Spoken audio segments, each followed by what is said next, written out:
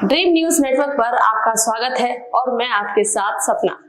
योगी सरकार ने कावड़ यात्रा मार्गों पर पड़ने वाली सभी दुकानों पर मालिकों के नाम पर नाम और मोबाइल नंबर लिखने के आदेश दिए थे।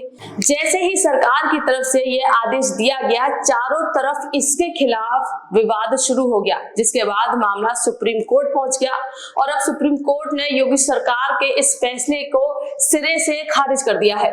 सुप्रीम कोर्ट ने सोमवार को कावड़ यात्रा नेम प्लेट विवाद में सुनवाई हुई। इस दौरान कोर्ट ने योगी सरकार के इस फैसले पर अंतरिम रोक लगा दी। बता दें कि association for protection official civil rights नाम के एनजीओ ने सुप्रीम कोर्ट में याचिका दाखिल की थी ताकि योगी सरकार के इस आदेश को रद्द कर दिया जाए। सुप्रीम कोर्ट की रोक के बाद सपा प्रमुख अखिलेश यादव ने इस मामले पर योगी सरकार को घेरा है। अखिलेश ने नेम प्लेट लगाने के आदेश को सांप्रदायिक राजनीति करार देते हुए कहा कि जिस तरह से दिया बुझने से पहले फड़फड़ाता है, उसी तरह से सांप्रदायिक राजनीति करने वाले लोग फड़फड़ा रहे हैं। एक बार आप भी सुन लीजिए कि सपा सुप्रीमो अखिलेश यादव ने क्या कुछ कहा है। सरकार की नाकामी बारिश से भी नहीं बचा पा रही। सरकार की ये नाकामी है कि बारिश से भी नहीं बचा पा रही। सोचिए। और मैं जिस समय मुझे जानकारी मिली थी कि इस तरह का सरकार का आचरण है, उसी समय मैंने कहा था कि सुप्रीम कोर्ट स्वयं इस बात को संज्ञान में ले और ऐसे कार्रवाई को रोके। जैसे दिया बुझने से पहले फड़फड़ाता है, जो सांप्रदायिक राजनीति खत्म हुई है, ये सांप्रदायिक राजनीति का दिया फड़फड़ा रहा है, इसलिए फैसला ले रहे हैं। इसीलिए फैसला चाहे इस बात का लिया जा रहा हो कि दुकानों में या और संस्थाओं में नाम लिखा जाए। मुझे उम्मीद है कि सुप्रीम कोर्ट जब इस बात पर चर्चा करेगा और संज्ञान में जब लिया है, तो ऐसे कई कदम सरकार उठाएगी, क्योंकि जब सांप्रदायिक राजनीति खत्म होती है तो इसी तरीके से फड़फड़ाएंगे ये लोग।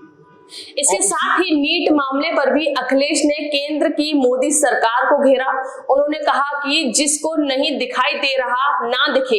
लाखों बच्चों के परिवार, मीडिया, सब लोग देख रहे हैं। कैसे संभव है कि एक ही जगह पर इतने बच्चे पास हो जाएं, एक ही सेंटर पर इतने बच्चों के इतने सारे नंबर आ जाएं।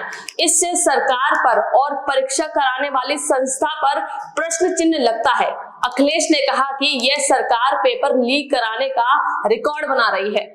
वहीं इस संबंध में कोर्ट ने यूपी, उत्तराखंड, मध्य प्रदेश सरकार को नोटिस जारी किया है।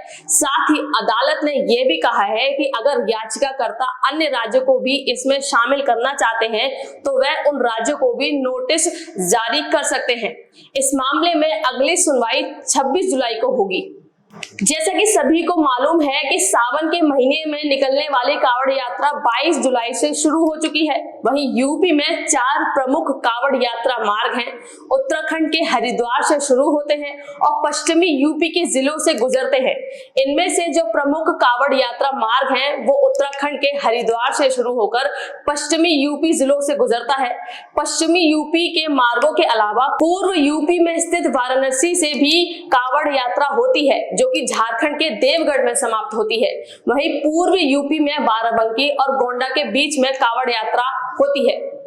तो ये थी पूरी खबर कि किस तरह से योगी सरकार के एक आदेश के बाद उसमें विवाद हुआ। विवाद के बाद सुप्रीम कोर्ट का उस पर फैसला आया और अब विपक्ष के लोग योगी सरकार के इस फैसले पर खूब तंज कस रहे हैं। इन सारी खबर्स को देखने के लिए आप देखते रहिए ड्रीम न्यूज नेटवर्क। धन्यवाद।